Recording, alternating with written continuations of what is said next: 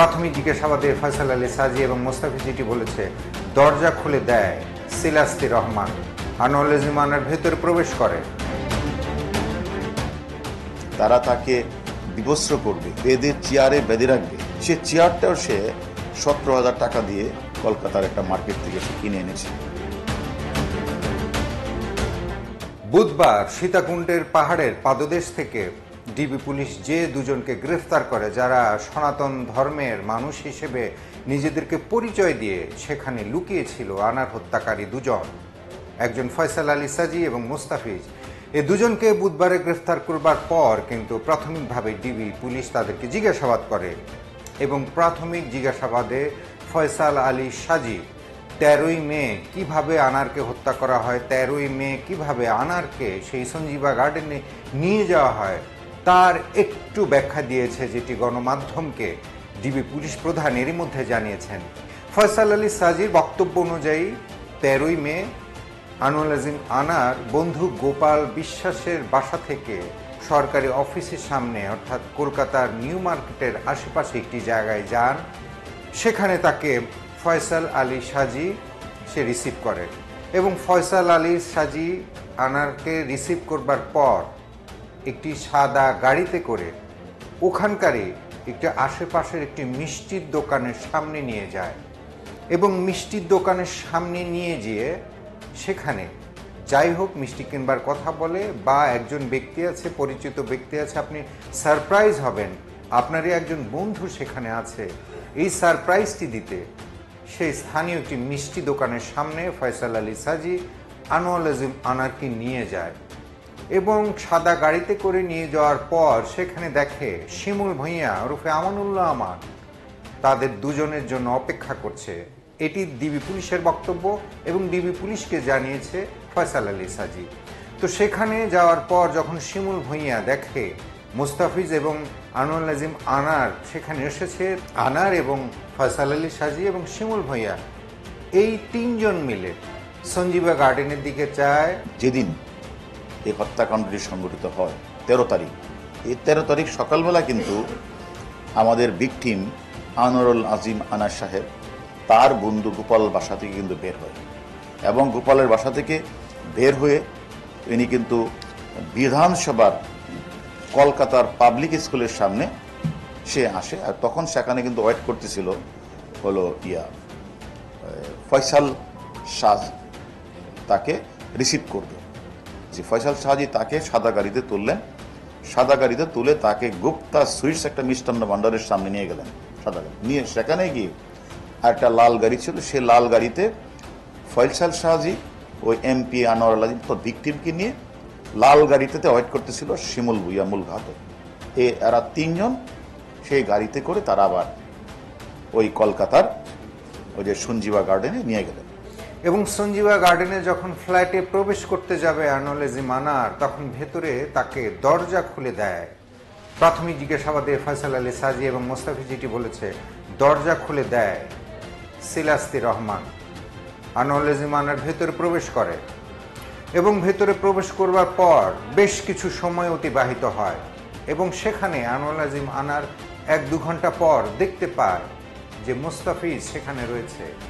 তখন আনোয়ার আজিম আনারের মনে সন্দেহ হয় যে শিমুল ভূঁইয়া, ফয়সাল আলী সাজি, মুস্তাফিজ, এবং সে একটু গুনগুন শব্দ শুনছিল। সেখানে উপস্থিত ছিল সিয়াম হোসেন এবং সেখানে উপস্থিত ছিল জিহাদ হাওলাদার। এতগুলো মানুষ সেখানে কি করছে?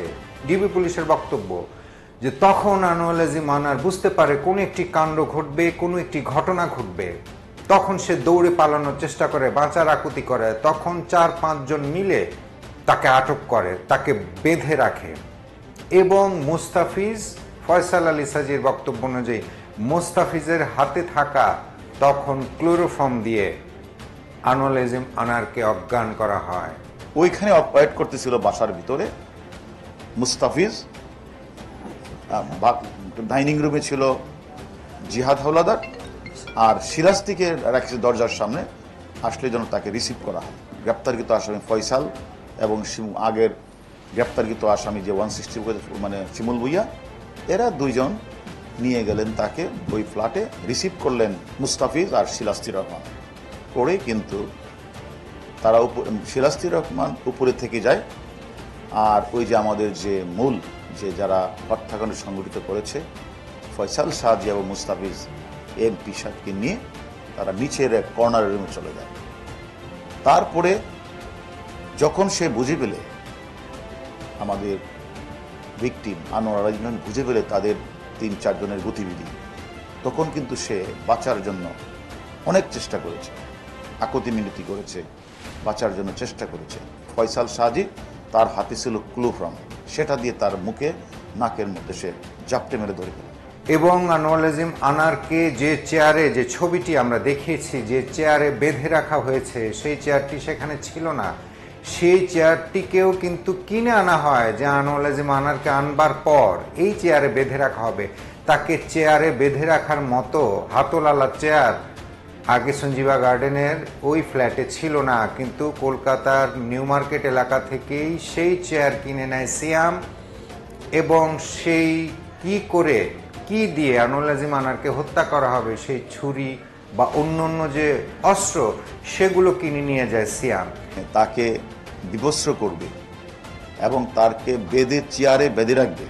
সে চেয়ারটাও সে 17,000 টাকা দিয়ে সে কলকাতার একটা মার্কেট থেকে সে কিনে এনেছে, ক্লোরোফর্ম সে কিনে আনছে, এবং যে হত্যাকাণ্ডের ব্যবহৃত যে ছড়ি টড়ি সেগুলিও সিয়াম এটা এনে দিয়েছে ফয়সাল সাজির কাছে, ফয়সাল সাজির বাসায় নিয়ে আসছে।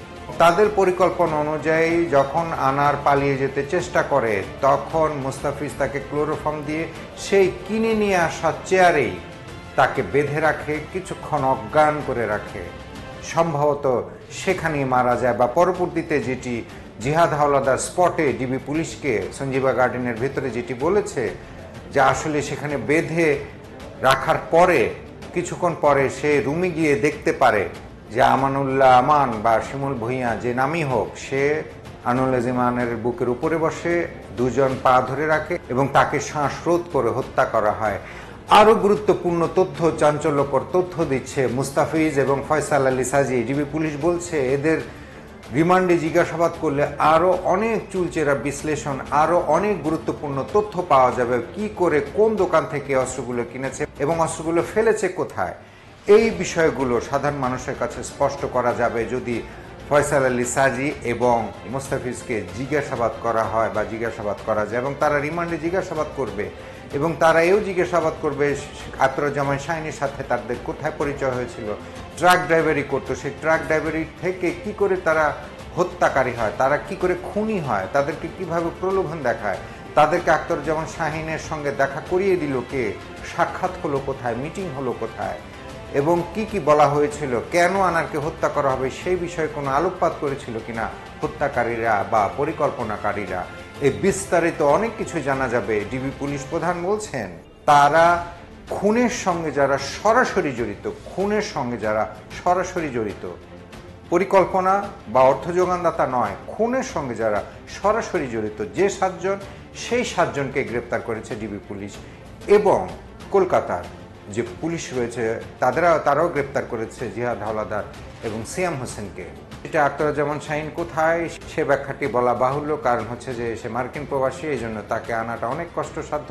কিন্তু তারপরও এখানে হত্যাকারী, পরিকল্পনাকারী সহ যে কজনই গ্রেপ্তার রয়েছে, ঝিনাইদহ জেলা আওয়ামী লীগের সাধারণ সম্পাদক সাইদুল করিম মিন্টু, ত্রাণ ও কল্যাণ সম্পাদক কামাল আহমেদ বাবু ওরফে গ্যাস বাবু, সিলাস্তি রহমান, শিমুল ভূঁইয়া, মুস্তাফিজ, ফয়সাল আলী সাজিদ, তানভীর এবং ওখানে জিহাদ হাওলাদার, সিয়াম হোসেন, এদেরকে জিজ্ঞাসাবাদ করলে মামলার মোটিভ, হত্যার মোটিভ এবং মূল পরিকল্পনা, কী কারণে হত্যা করা হয়েছে, এই বিষয়গুলো স্পষ্ট হয়ে যাবে বলে মনে করছেন এই ঘটনার তদন্তে যারা রয়েছেন তারা।